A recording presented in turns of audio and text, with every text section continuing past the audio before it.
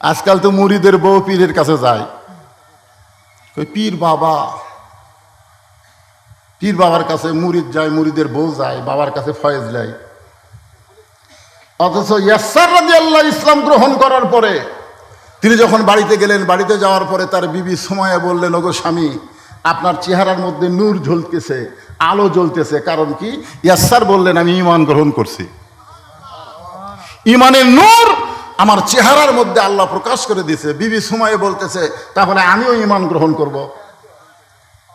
ইয়াসসার রাদিয়াল্লাহু দৌড়ে এসে রাসূলকে বললেন, নবী গো, আমি তো ঈমান গ্রহণ করছি, আমার বউটাও ঈমান গ্রহণ করতে চাই, আমি কি আমার বউ আপনার কাছে নিয়ে আসবো? তখন আল্লাহ রাসূল বললেন, বাল্লিগু আন্নী ওয়ালাউ আয়া, তুমি যে ঈমান গ্রহণ করেছো সেই ঈমানের দাওয়াত তোমার বউয়ের কাছে দাও, তোমার বউকে আমার কাছে আনা লাগবে না। নবীর কাছে ইয়াসসারের বউ আসলে নবীর কিছু হতো না, কিন্তু এইটা বর্তমান ভণ্ডপীর দলিল নিত, যদি সাহাবীর বউ নবীর কাছে আসতে পারে তাহলে মুরিদের বউ আমার কাছে আসতে পারবে না কেন? জোরে কোন কথা ঠিক কিনা? কারণ লাকাদ কানা লাকুম ফি রাসূলিল্লাহি উসওয়াতুন হাসানা, যদি সফলতা অর্জন করতে চাও নবীর আদর্শকে গ্রহণ করতে হবে। নবীর বিবি ছাড়া নবী অন্য কোনো মহিলার সঙ্গে পর্দাহীন ভাবে দেখা করে নাই। জোরে কোন সুবহানাল্লাহ। এখন মেয়েরা বলতেছে, মা, আল্লাহ নবী সম্পর্কে আমরা একটু জানতে চাই। আয়েশা বললেন, মেয়েরা, তোমরা নবী সম্পর্কে আমার কাছে জানতে আইছো, এখন আমি তোমাদের সামনে বলতেছি, তোমরা নবী সম্পর্কে শুনবে না আমার স্বামী সম্পর্কে শুনবে? একটু মনোযোগ দিবেন। তোমরা নবী সম্পর্কে জানবে না আমার স্বামী সম্পর্কে শুনবে? তো মেয়েরা বলতেছে, মা, আল্লাহর নবীও যিনি, উনি তো আপনার স্বামী। আয়েশা বলতেছে, 6 বছর বয়সে নবীর সঙ্গে আমার বিয়ে হয়েছে। একটু মনোযোগ দিয়ে শোনেন, কয় বছর? 6 বছর বয়সে বিয়ে হয়েছে, আর 9 বছর বয়সে আমি নবীর ঘরে আইছি। কয় বছর বয়সে নবীর ঘরে আইছে? 9 বছর। আর 18 বছর বয়সে নবী দুনিয়া থেকে চলে গেছে। তাহলে মা আয়েশার সঙ্গে নবী কয় বছর ছিলেন? একটু হিসাব করেন। দেখেন, নবীর উম্মত গরমের মধ্যে কি বিরক্ত লাগতেছে? একটু হিসাব করেন। 6 বছর বয়সে বিয়ে হয়েছে, 9 বছরে নবীর সংসার আইছে, 18 বছরে নবী দুনিয়া থেকে বিদায় হয়ে গেছে। তাহলে মাঝখানে 9 বছর। মা আয়েশা বললেন, এই 9 বছরে আমি নবী কি দেখেছি মাত্র 3 বার, আর আমার স্বামীকে দেখেছি আমি হাজার হাজার বার। এখন তোমরা কি নবী সম্পর্কে শুনবে না স্বামী সম্পর্কে শুনবে? আপনাদের কি ধারণা আমাদের নবী কি অতি মানব, এই না আমাদের মতোই? অনেকে বলে আমরাও যা নবী হতাই, আমরাও যা নবী হতাই। এক বক্তা ওয়াজ করতে বলতেছে, আমরা মাটির তৈরি, নবীও মাটির তৈরি। তখন সাইড থেকে একজন বলতেছে, তাহলে আমরা যা নবী হতাই রে। 400 রোজ গ্রহ তারা, তারি নূরের ইশারা, নইলে যে অন্ধকারে ডুবিত এই ধরণী। সবাই বলেন নবী মোর পরশমণি, নবী মোর সোনার খনি, নবী নাম ভাবে যেজন সেই তো দোজাহানের ধনী। নবী যখন স্বামী ছিলেন, পৃথিবীর শ্রেষ্ঠ স্বামী ছিলেন। আমরা যতই স্বামী হই না কেন, আমার নবীর মতো ভালো স্বামী পৃথিবীর কেউ হতে পারে নাই। আল্লাহ নবী যখন নবী ছিলেন, পৃথিবীর শ্রেষ্ঠ নবী ছিলেন। নবী যখন বদরের জিহাদে যাচ্ছেন, পৃথিবীর শ্রেষ্ঠ সেনাপতি। আল্লাহ নবী যখন না খেয়েছিলেন, নবীর মতন না খেয়ে কেউ থাকে নাই। ক্ষুধার জ্বালায় নবী পেটে পাথর বাঁধছেন। আল্লাহ নবী যখন অত্যাচার সহ্য করেছেন, নবীর মতন অত্যাচার সহ্য কেউ করে নাই। আবার আল্লাহর নবী যখন নানা হয়েছেন, নবীর মতন শ্রেষ্ঠ নানা এই দুনিয়াতে কেউ হবার পারে নাই। আবার নবী যখন শ্বশুর হয়েছেন, ওসমান রাদিয়াল্লাহু বলেন, দুনিয়ার কে কেমন শ্বশুর পাইছো জানি না, কিন্তু আমি এমন একজন শ্বশুর পাইছি, তার মতন ভালো শ্বশুর এই দুনিয়াতে আর কারো নাই। জোরে কান সুবহানাল্লাহ। আপনি যেই দিকে যাবেন সেই দিকে আমাদের নবী শ্রেষ্ঠ। যার কারণে আল্লাহ বললেন, ওগো রাসূল, মা আতাকুমুর রাসূলু ফাখুযুহু ওয়া মা নাহাকুম আনহু ফান্তাহু। আপনি যেইটা করবেন সেইটাই করা আপনার উম্মতের জন্য ফরজ হয়ে যাবে, আর আপনি যেইটা নিষেধ করবেন সেইটা তাদের জন্য হারাম হয়ে যাবে। এই মনোযোগ দিয়ে শোনেন, নবী যা করেছেন সেটা আমাদের জন্য করা কি ফরজ? জোরে কোন করা কি? মা আতাকুমুর রাসূলু ফাখুযুহু মানে তোমরা সেটা গ্রহণ করো, ওয়া মা নাহাকুম আনহু ফান্তাহু, নবী যেটা নিষেধ করেছে সেটা তোমরা বর্জন করো। নবী শুধু কলেমার দাওয়াত দেয় নাই, নবী এক সময় গভীর রাত্রে মক্কা ছেড়ে মদিনায় হিজরতও করেছে। জোরে কোন কথা ঠিক কি না ভাইজান? হিজরতও করেছে। আহারে, মদিনায় হিজরত করার পরে সর্বপ্রথম নবী, যারা উমরা করেছেন, হজ করেছেন, তারা জানেন, প্রথম একটা মসজিদ নবী নির্মাণ করলেন। প্রথম যে মসজিদকে বলা হয় মসজিদে কুবা। নাম কি? মসজিদে কুবা। আল্লাহ রাসূল বলেছেন, আমার নির্মিত প্রথম মসজিদে কেউ যদি 2 রাকাত নামাজ আদায় করে, আল্লাহ এত খুশি হয় তার আমল নামায় একটা ওমরা হজের সওয়াব দিয়ে দেয়। সুবহানাল্লাহ, জোরে কন না কেন? আরে আপনি করতে পারবেন তো? একটু জোরে মহব্বতে সুবহানাল্লাহ কন। আপনাকেও আল্লাহ হয়তো হজ করার সুযোগ না দিলে ওমরা করার তৌফিক দিয়ে দিবে। সুবহানাল্লাহ বলেন। এই মসজিদে কুবা নবী নির্মাণ করলেন। নির্মাণ করার কারণ হলো নবুয়তের 10ম বৎসরে মেরাজ হয়েছে। সেই মেরাজে আল্লাহ তাআলা নবীকে 5 ওয়াক্ত নামাজ দিয়েছে। নবী নামাজ নিয়ে মক্কায় চলে আসলেন। 5 ওয়াক্ত নামাজ পাওয়ার পরে নবী 3 বছর মক্কায় থাকলেন। গোপনে গোপনে নবী সাহাবীদের নিয়ে নামাজ পড়েন। আর কোরআন শরীফের মধ্যে আল্লাহ বলেছেন, আকিমুস সালাত, নামাজ কায়েম করো। গভীর রাত্রে নবী বললেন, আল্লাহ, কোরআনে যত জায়গায় তুমি নামাজের কথা বলেছ, প্রত্যেক জায়গায় বলেছ নামাজ কায়েম করো, কিন্তু নামাজ কায়েম তো মক্কায় করা যায় না। নামাজ কায়েম করতে গেলে আজান দেওয়া লাগবে। আজান দেওয়ার পরে সবাই চলে আসবে, একজন ইমাম হবে, মুয়াজ্জিন আকামত দেবে, তারপরে নামাজ কায়েম হবে। কিন্তু আল্লাহর নবী, নামাজ কায়েমের কথা আপনি বারবার বলতেছেন আল্লাহ, কিন্তু আমি তো নামাজ কায়েম করতে পারি না। তাহলে এরকম চোরের মতন নামাজ পড়লে কি হবে? আল্লাহ বলতেছেন, আপনি যেভাবে নামাজ আদায় করতেছেন মক্কায়, এটার নাম হলো ইকরাউস সালাত, নামাজ পড়া। কিন্তু নামাজ পড়ার জন্য তো আমি আপনাকে পাঠাইনি, নামাজকে কায়েম করার জন্য পাঠাইছি।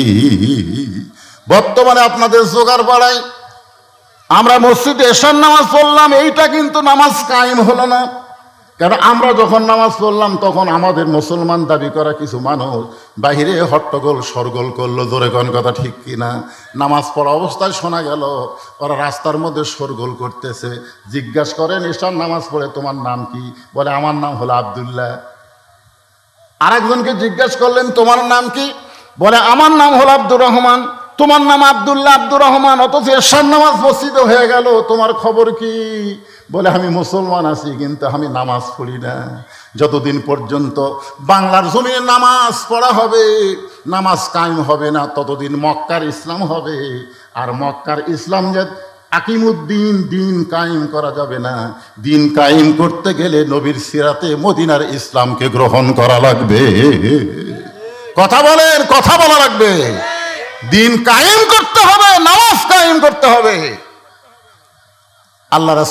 আল্লাহ বললেন, ইয়া রাসূলুল্লাহ, আপনি আফসোস করেন না?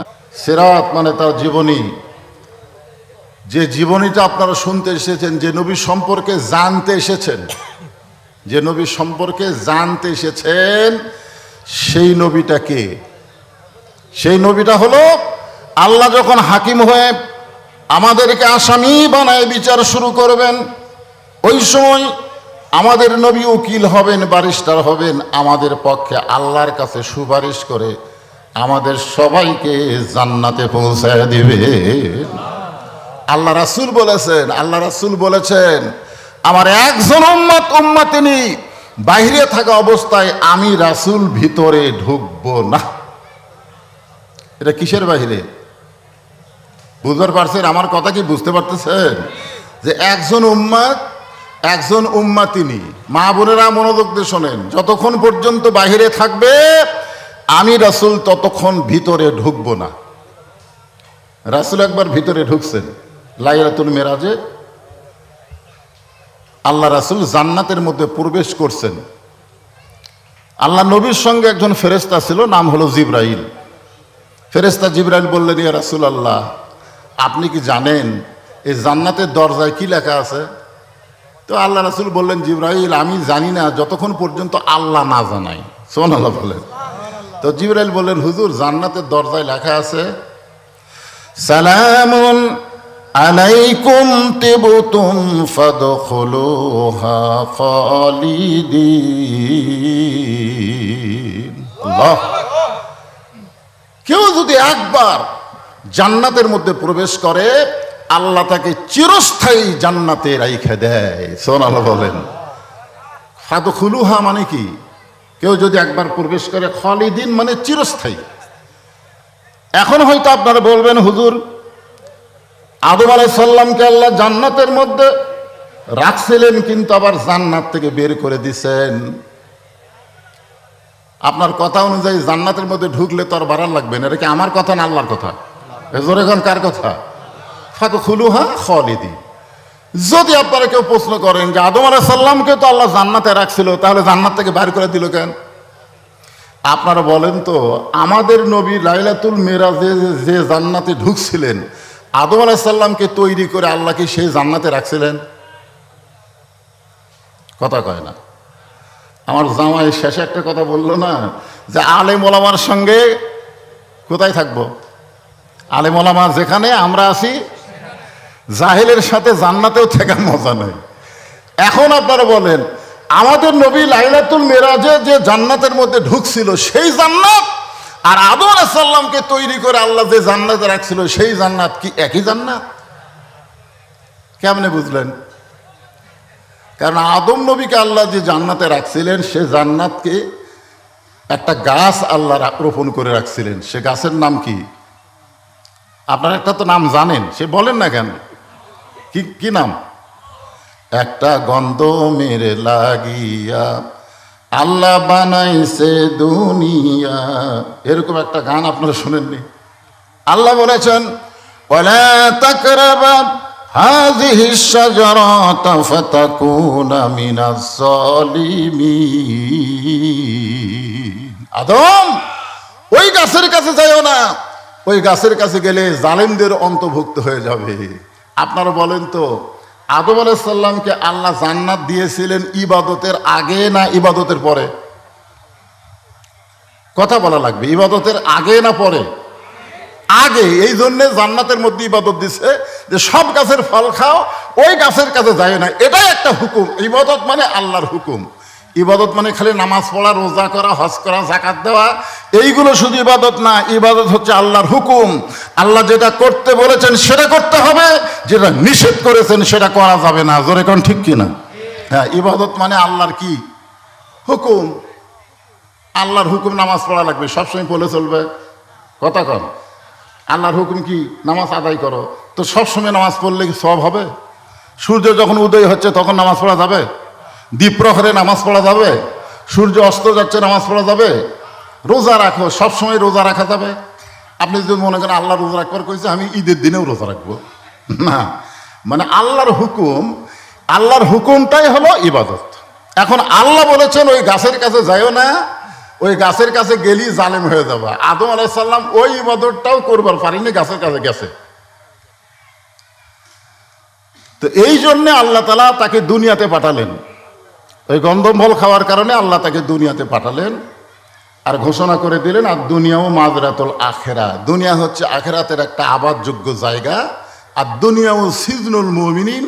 দুনিয়া হচ্ছে মুমিনদের জন্য জেলখানা। জোরে করার কথা ঠিক কিনা? জেলখানার কয়েদি যেমন ইচ্ছা অনুযায়ী চলতে পারে না, জেলের নিয়ম অনুযায়ী চলতে হয়। দুনিয়াতে যারা মুসলমান হবে তারা নিজের ইচ্ছা অনুযায়ী চলতে পারবে না, আল্লাহর হুকুম নবীর তরিকা মোতাবেক চলা লাগবে। জোরে কোন কথা ঠিক কিনা? এই জন্য তো মুমিনদের জন্য জেলখানা। জেলখানা মানে কি? আসসালাতু খায়রুম মিনান নাম শোনার পরে মুমিন ঘুম পাড়বি? এই কথা কন না কেন? ঘুম পাড়বে? আসসালাতু খায়রুম মিনান নাম শোনার পরেও যে ঘুম পাড়ে সে মুমিন না, কারণ সে জেলারের নিয়ম মানতেছে না। জেলার মানে আল্লাহ হুকুম করেছে ফজরে আজান হওয়ার সঙ্গে সঙ্গে ঘুম ত্যাগ করো, ঘুম হইতে নামাজ অতি উত্তম। আপনি যখনই নামাজ পড়তে যাচ্ছেন তখনই ফেরেশতারা বলতেছে আল্লাহ কি মজার ঘুম, সারা রাতের মধ্যে ফজরে আজানের সময় ঘুমের মজাই আলাদা।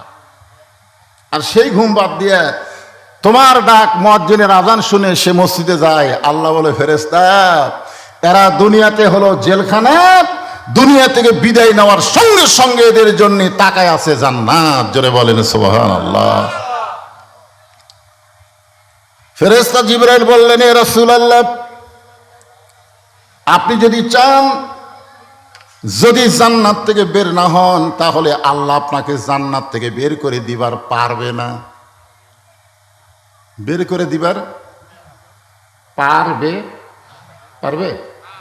লিমা তাকুলু মা লা তাফআলুন। আল্লাহ যা বলে আল্লাহ তাই করে। আল্লাহ বলেছেন ফাদখুলুহা খালিদিন, কেউ যদি একবার জান্নাতে প্রবেশ করে সে চিরস্থায়ীভাবে জান্নাতে থাকবে। আপনি যদি বের না হন আল্লাহ আপনাকে বার করে দিবে না। খামাখা আপনি দুনিয়াতে কেন যাবেন? যে বছর রাসূল মেরাজ করেছেন সেই বছর রাসূলের জীবনে 3টা কষ্ট গেছে। কয়টা? 1 নম্বর কষ্ট হলো চাচা আবু তালেব মারা গেছে।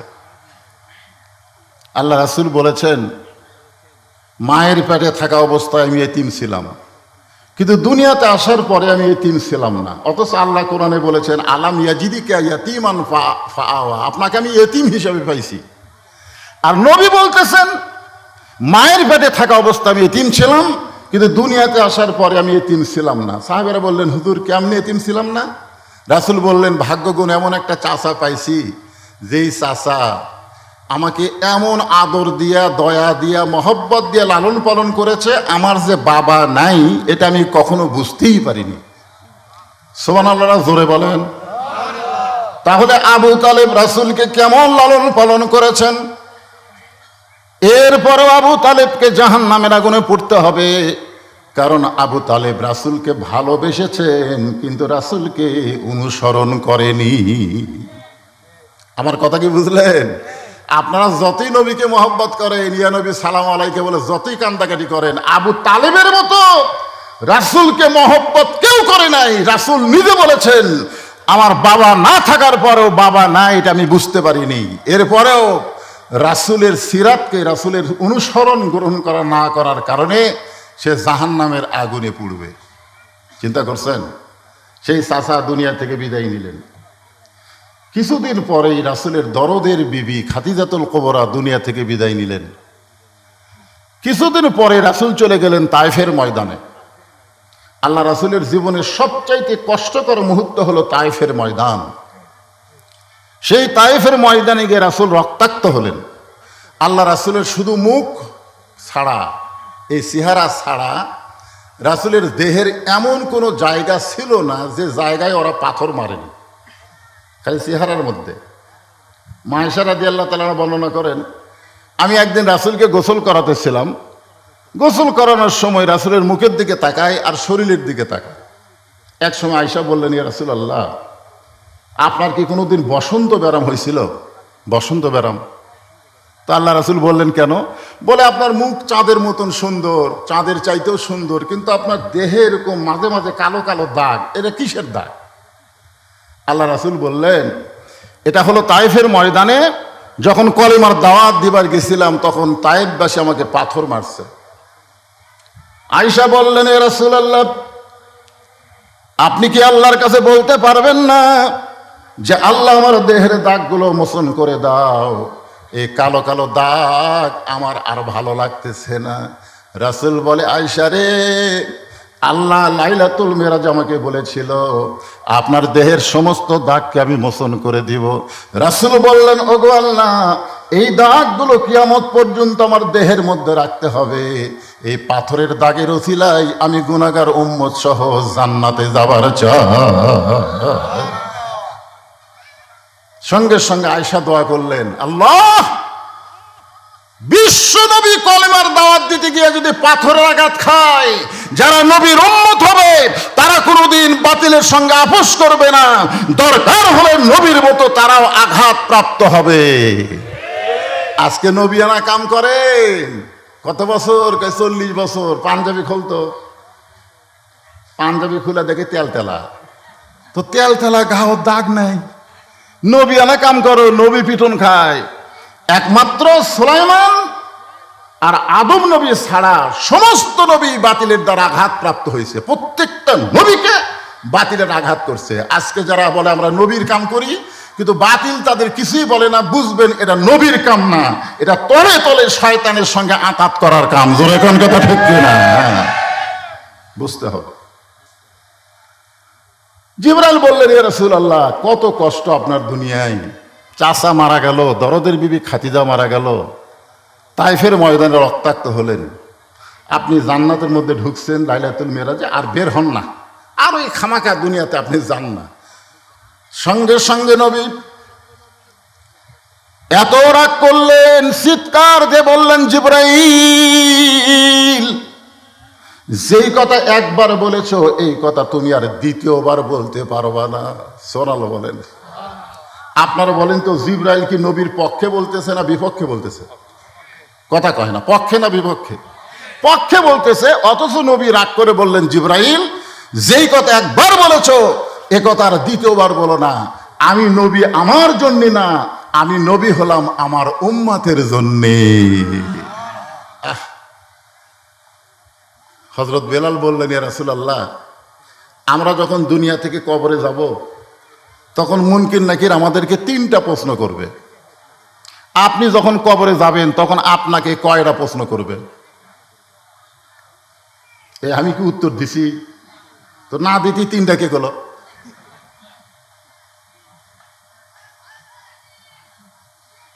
একজন সাহাবী হযরত বেলাল, তিনি নবীকে প্রশ্ন করতেছে, ইয়া রাসূলুল্লাহ, আমরা যখন কবরে যাব, মুসলমান যখন কবরে যাবে, মুসলমানদেরকে কয়টা প্রশ্ন করা হবে?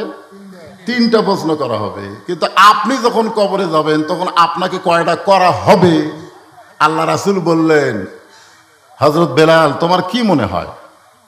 তো বেলাল বলতে, যে হুজুর, আমার মনে হয় আপনাকে 2টা প্রশ্ন করবে। তো আল্লাহ রাসূল বললেন, কি কি 2টা করবে? বলে, মান রব্বুকা অমা দীনুকা, এই 2টা প্রশ্ন আপনাকে করবে, কিন্তু অমান নাবিউকা এই প্রশ্ন আপনাকে করবে না, কারণ আপনি নিজেই নবী, খালি নবী, সাইদুল আম্বিয়া, সাইদুল মুরসালিন। তখন আল্লাহ রাসূল কানলেন, খুব কানলেন। তো সাহাবীরা বললেন, হুজুর, আপনি কেন কানতেছেন? নবী বললেন, দেখো, তোমাদের ভাগ্য কত ভালো, তোমাদের নবী আছে, আর আমার ভাগ্য কত খারাপ, আমার কোনো নবী নাই।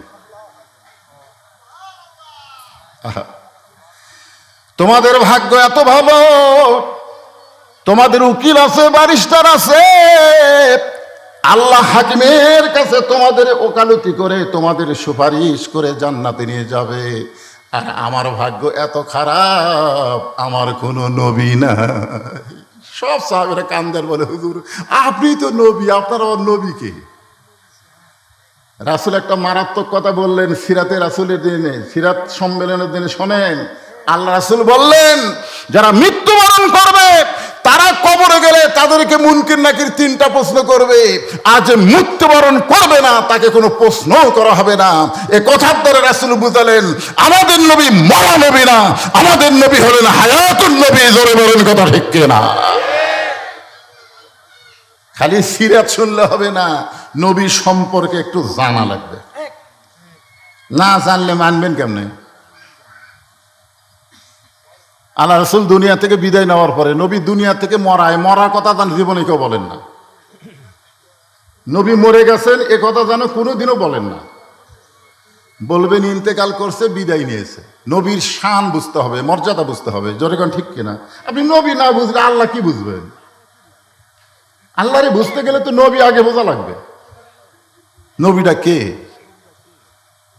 তো আল্লাহ রাসূল দুনিয়া থেকে যখন বিদায় নিলেন তখন কতকগুলো মহিলা উম্মাহাতুল মুমিনিন 6 লক্ষ হাদিসের হাফেজা মা আয়েশার সাথে দেখা করলেন।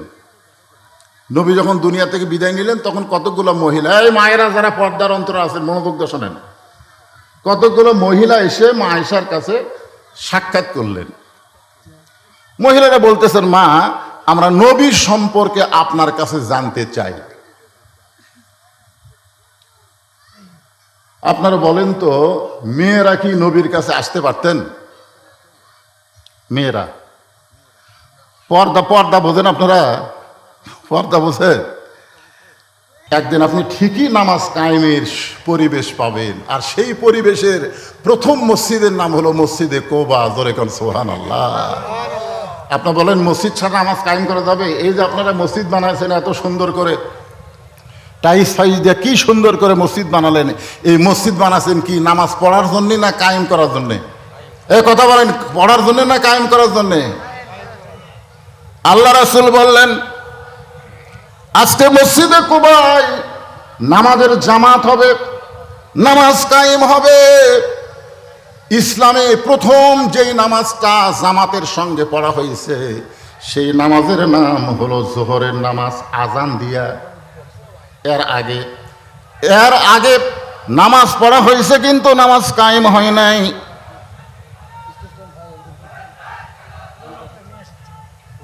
কে আসতেছে? আচ্ছা, প্রধান অতিথির আগমন, ফয়সাল পারভেজ সাহেবের আগমন। লিল্লাহে তাকবীর। তোমরা এখন তাকবীর বন্ধ করে দাও, প্রধান অতিথি টেজ নিয়ে আসো। গুরুত্বপূর্ণ আলোচনা হচ্ছে, খুব খেয়াল করবেন। আমাদের আগামীতে বাংলাদেশে নামাজ কায়েমের পরিবেশ তৈরি করা লাগবে, নামাজ পড়ার পরিবেশ দিয়ে কাম হবি না। বুড়া হচ্ছে চামড়া ঢিল, আল্লাহর সাথে দিছে মিল।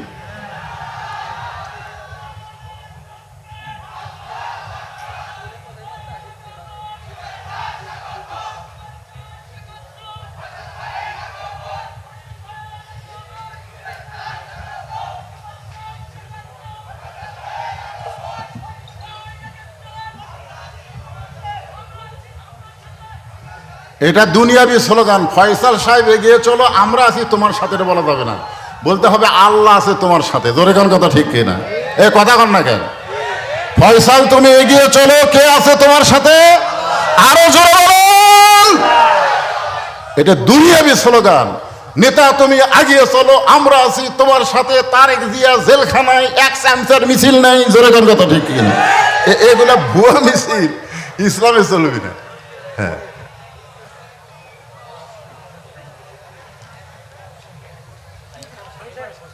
হ্যাঁ বসেন, প্রধান অতিথি বসতে। আমি যে কথাটা বলতেছি কি বলবো? হ্যাঁ, মনোযোগ দেওয়া লাগবে। এখনকার কথাগুলো মনোযোগ না দিলে। মা আয়েশা কি বলতেছেন? আমি 9 বছরে নবীকে দেখছি মাত্র কয়বার? মাত্র। আর স্বামী হিসাবে দেখছি কতবার? এই কথার কোনোই গুরুত্ব দিলেন না। স্বামীকে দেখছি হাজার বার, আর নবী হিসাবে 9 বছরে দেখছি মাত্র 3 বার। এখানে আপনাদের বুঝাবার যাচ্ছি, যিনি নবী তিনি স্বামী, কিন্তু নবীর রূপ আলাদা, স্বামীর রূপ আলাদা, নানার রূপ আলাদা, আবার পিটন খাওয়ার সাইজ আলাদা, পিটন দেওয়ারও সাইজ আলাদা। জোরে কোন কথা ঠিক কিনা? মানে একই নবীর মধ্যে বহু রূপ। সেই জিনিসটা বুঝাইতে গিয়া প্রথম যেই নামাজ কায়েম হয়েছে আজান দিয়া, সেই নামাজের নাম হলো জোহরের নামাজ। জোরে বলেন কোন নামাজ? সর্বপ্রথম যিনি জামাত কায়েমের জন্য আজান দিয়েছে সেই মুয়াজ্জিনের নাম হলো হযরত বেলাল ইবনে রেবাব। আল্লাহ রাসূল বলেছেন, ও বেলাল তুমি আমার কাছে আসো। বেলাল যখন নবীর কাছে আসলেন, নবী বেলালের কপালে একটা চুমা দিয়ে বললেন, বেলাল তুমি কি জানো হাসরের ময়দানে তোমার মাথা আমার মাথার উপরে থাকবে? বেলাল ছোট বাচ্চার মতন কান্না শুরু করলেন, ইয়া রাসূলুল্লাহ আপনি হলেন বিশ্ব নবী, আপনার মাথার উপর আমার মাথা কেমনে থাকবে? আল্লাহ রাসূল বললেন, বেলাল শুধু তুমি নও, কিয়ামত পর্যন্ত যারা মসজিদে মুয়াজ্জিনি করবে এই মুয়াজ্জিনের মাথাটা ইমামের মাথার চাইতে আল্লাহ উপরে রাখবে। এখন আপনারা বলেন তো মুয়াজ্জিনের দাম কম না বেশি? সর্বপ্রথম এই মুয়াজ্জিন হযরত বেলাল। আবু বকর বলেছিল, ইয়া রাসূলুল্লাহ আমি মুয়াজ্জিন হবার চাই। উমর ফারুক বলেছিল, ইয়া রাসূলুল্লাহ আমি মুয়াজ্জিন হবার চাই। ওসমান বলেছিল, আমি মুয়াজ্জিন হবার চাই। কারণ এত বড় দামি ফজিলত কেউ হাতছাড়া করবার চায় না। রাসূল বলে, সাহাবীরা রে, আযানের মালিক যে আল্লাহ, আরশ থেকে সে আল্লাহ মুয়াজ্জিন নিযুক্ত করে দিয়েছে। আমি নবী আযানের মালিক না, আযানের মালিককে সে আল্লাহ মুয়াজ্জিনকে নিযুক্ত করে দিয়েছে। সেই মুয়াজ্জিন হলেন হযরত বেলাল। সমস্ত সাহাবী বেলালকে আঁকড়ে ধরে বলে, বেলাল তোমার মধ্যে এমন কি যোগ্যতা আছে যেই যোগ্যতার কারণে আল্লাহ তাআলা তোমাকে মুয়াজ্জিনের মতন বিশাল একটা পদ দিয়েছে? বেলাল বলতেছে, আমি জানি না, আমি জানি না, আল্লাহ রাসূলই বলতে পারবেন। কারণ আল্লাহ রাসূলকে জানান, রাসূলের কাছে তোমরা শোনো। সমস্ত সাহাবীরা রাসূলকে জিজ্ঞাসা করলেন, এ রাসূলুল্লাহ এই বেলালের মধ্যে এমন কি গুণ যেই গুণের কারণে বেলাল আযান দেওয়ার মতন মুয়াজ্জিনি সম্মান পাইলেন? রাসূল বললেন, সাহাবীরা রে, তোমরা সবাই জিহ্বা বের করো। সাহাবীরা জিহ্বা বের করলেন। আল্লাহ রাসূল বলেন, বেলাল তুমিও জিহ্বাটা বের করো। বেলাল যখন জিহ্বা বের করে, সমস্ত সাহাবী তাকায় দেখে বেলালের জিহ্বার মাঝখানে ছিদ্র দেখা যায়। সাহাবীরা বললেন, ইয়া রাসূলুল্লাহ এই বেলালের জিহ্বার মধ্যে ছিদ্র দেখতে পাইলাম কারণ? নবী বললেন, সাহাবীরা রে, শুধুমাত্র কলেমাকে কলিজার মধ্যে ইকরার বিল লিসান, তাসদিক বিল জানান, আমল বিল আরকান, ঈমানটাকে কলিজার মধ্যে জায়গা দেওয়ার জন্য এই বেলালকে কাফের বেঈমানেরা সারাদিন মারছে। শুধু মারে নাই, বুকের উপরে পাথর চাপা দিয়ে রাখছে। শুধু পাথর চাপা দিয়েও ক্ষান্ত হয় নাই। বেলাল যখন আল্লাহ আল্লাহ জিকির করে, বেলালের জিহ্বাটা টেনে বের করে ওই জিহ্বার মধ্যে পেরেক ঢুকাইয়া দিছে। এরপরে আবু বকর বেলালকে যখন মুক্ত করে নবীর সামনে হাজির করে, আল্লাহ রাসূল বেলালের কপালে একটা চুমা দেয়। জিহ্বার সঙ্গে জিহ্বা লাগাই দিলে সঙ্গে সঙ্গে জিহ্বাটা পূর্বের মতো হয়ে বেলালের মুখের মধ্যে ঢুকে যায়। আল্লাহ রাসূল বললেন, বেলাল তুমি কি জানো তোমাকে আল্লাহ খুশি হয়ে একটা আয়াত হাদিয়া দিয়েছে? ধরে কোন সুবহানাল্লাহ। বেলাল তুমি কি জানো আল্লাহ তোমার উপরে খুশি হয়ে তোমাকে একটা আয়াত আল্লাহ হাদিয়া দিয়েছে? ইন্নাল্লাযীনা ক্বালু রাব্বুনাল্লাহু সুম্মা ইসতাকামু তাতানাজ্জালু আলাইহিমুল মালাঈকা আল্লা তাখাফু ওয়া লা তাহজানু ওয়া আবশিরু বিল জান্নাতিল্লাতী কুনতুম তুআদুন। আল্লাহু আকবার। বেলাল তুমি শুনলে খুশি হবে, তোমার কোনো ভয় নাই, তোমার কোনো চিন্তা নাই। এই দুনিয়াতে আল্লাহ তোমাকে বেহেশতের সুসংবাদ দিয়ে দিছে। এরপরও বেলাল কাঁদতেছে। রাসূল বলে, বেলাল আল্লাহ তোমাকে জান্নাতের সুসংবাদ দিলে এরপরেও তুমি কেন কাঁদতেছো? বেলাল বলে, ইয়া রাসূলুল্লাহ আমি আল্লাহু আকবার, আল্লাহ সবচাইতে বড়, সে আল্লাহকে ঈমান গ্রহণ করে চোরের মতন আমাকে সারাদিন ওরা মারলো। আমি জবান খুলে চিৎকার করে বলতে পারি নাই, শুধু জবানে আল্লাহ আল্লাহ বলেছি, জোরে বলি নাই। আমার জিহ্বা টেনে ওরা ছিদ্র করে দিয়েছে। আমার আল্লাহ বড়, এই কথাটাকে কোনোদিন জোরে বলা যাবে না। রাসূল বলে, বেলাল রে, বর্তমানে মক্কায় সেই পরিবেশ নাই। যেদিন পরিবেশ হবে সেই দিন সর্বপ্রথম তোমাকেই জোরে আল্লাহু আকবার বলার হুকুম দেওয়া হবে। হাসিনার সময় আমরা সেই পরিবেশ পাচ্ছিলাম না। জোরে কোন কথা কন না কেন? কিন্তু এখন 5ই আগস্টের পরে, হাসিনা পলানোর পরে সেই পরিবেশ আছে না নাই? একটু জোরে দেওয়া লাগবে, দেখি কে কত জোরে পারেন। লিল্লাহি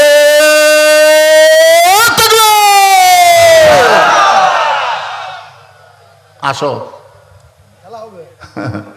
আসো। আগে তকবির দিলেই দুই একজন সাইড থেকে স্লিপ দেয়, তকবির ছাড়া কি ওয়াজ নাই। কারণ ওই শালারা হলো শয়তান, ওরকে কলিজার মধ্যে শয়তান বসে আছে। তকবির দিলে কেন ছটফট ছটফট করে? কারণ শয়তান সব সহ্য করতে পারে, আল্লাহু আকবার সহ্য করতে পারে না। জোরে কর কথা ঠিক কি না? যত জোরে তকবির দিবা তত জোরে শয়তান, দূরে শয়তান পালায় যাবে। বাংলাদেশে আবার একদল নতুন আসতেছে, তারাও এই তকবীরকে অপছন্দ করে। জোরে করে কথা ঠিক কিনা?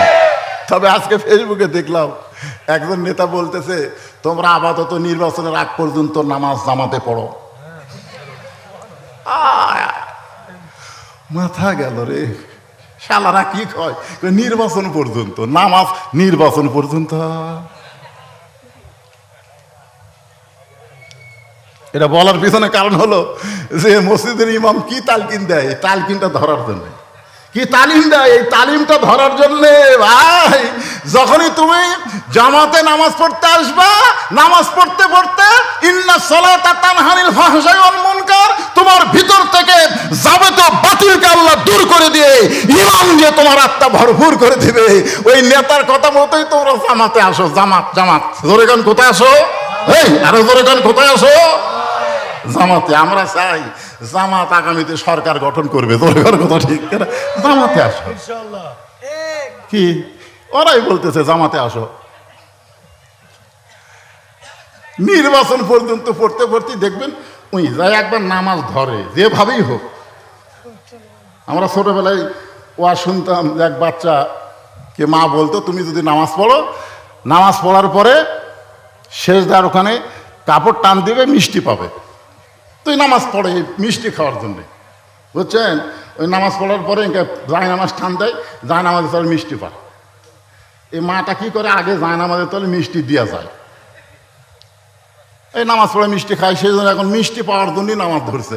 কিন্তু একদিন মা মানুষ তো মনে নাই, ওই নামাজ পড়ে যায় নামাজ তুলে দেখে মিষ্টি। মাও তো খালি হায় হায় হায়, আজ তো মিষ্টি দেয়নি। আজ তো আমার ছেলে কাছে আমি ধরা পড়লাম, যা দেখে ছেলে মিষ্টি খাচ্ছে। মা কয়, বাবা কেমনি? এই প্রতিদিন যেভাবে আসে আজকেও সেভাবে আইছে। আমরাও বলতে যে তোমরা ধরার জন্যে আসো। কি ধরার জন্যে? জামাত ধরার জন্য আসো। আস্তে আস্তে আল্লাহ পরিবর্তন করে দিবে। পারকে পারে না? আল্লাহ বলেছেন, ফালিয়াবুদু রাব্বা হাযাল বাইত আল্লাযী আত'আমাহুম মিন জু'ইন ওয়া আমানাহুম মিন খাউফ। ওয়াজ তো কিছু করা লাগবে, তাকে এখনই কথা বলবেন, আমি বলতে থাকি নাকি? আচ্ছা ঠিক। সবাই একটু জিকির করে, লা ইলাহা ইল্লাল্লাহ, লা ইলাহা ইল্লাল্লাহ, লা ইলাহা ইল্লাল্লাহ, লা ইলাহা ইল্লাল্লাহ, লা ইলাহা ইল্লাল্লাহ। সেটাই বললাম তো, অসুবিধা নেই, বলে না, চলে যাবেন, অসুবিধা নেই, মানুষ কিছু মনে করবে না, মনে করবে না।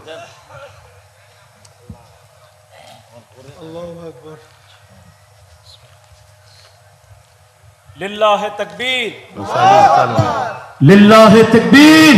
আল্লাহ, লা ইলাহা ইল্লাল্লাহ, লা ইলাহা, লা ইলাহা ইল্লাল্লাহ মুহাম্মাদুর রাসূলুল্লাহ সাল্লাল্লাহু আলাইহি ওয়াসাল্লাম। আল্লাহ রাসূল বললেন, জিবরাইল, যেই কথা একবার বলেছো এই কথার দ্বিতীয়বার বলতে পারবো না। মনে আছে না ভুলে গেছেন? কোন জায়গায়? মনে নেই। আপনারা বসে আছেন জান্নাতের বাগানে, আর রাসূল তখন ছিল জান্নাতে। সুবহানাল্লাহ বলেন। আমি আপনাদের বলতেছি এই কারণেই যে রাসূল জান্নাতের মধ্যে গিয়া ফেরেশতা জিবরাইল নবীর পক্ষে কথা বলতেছেন, যদি খামাখা দুনিয়াতে গিয়ে আপনার লাভ কি? এই বছরে আপনার চাচা দুনিয়া থেকে বিদায় নিল, আপনার দরদের বিবি খাদিজা বিদায় নিল, এমনকি তাইফের ময়দানে আপনি রক্তাক্ত হলেন। আল্লাহ তাআলা আপনাকে জান্নাত দেখার তৌফিক দিলেন। জান্নাতে প্রবেশ করলে সে যদি বের না হয়, আল্লাহ তাকে বাড়ি করে দিবে না। জিবরাইল নবীর পক্ষে কথা বলতেছেন, আর নবী রাগ করে বললেন, যে কথা একবার বলেছো এ কথা আর দ্বিতীয়বার বলো না, কারণ আমি নবী আমার জন্যে না, আমি নবী হলাম আমার উম্মতের জন্যে। জোরে কোন সুবহানাল্লাহ।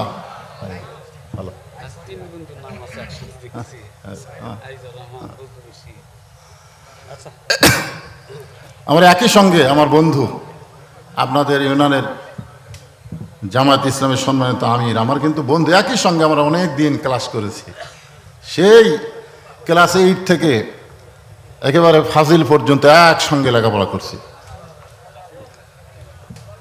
আইজুর রহমান চলে গেল, সেও আমার ক্লাসমেট, এই যে আইব আলী একই।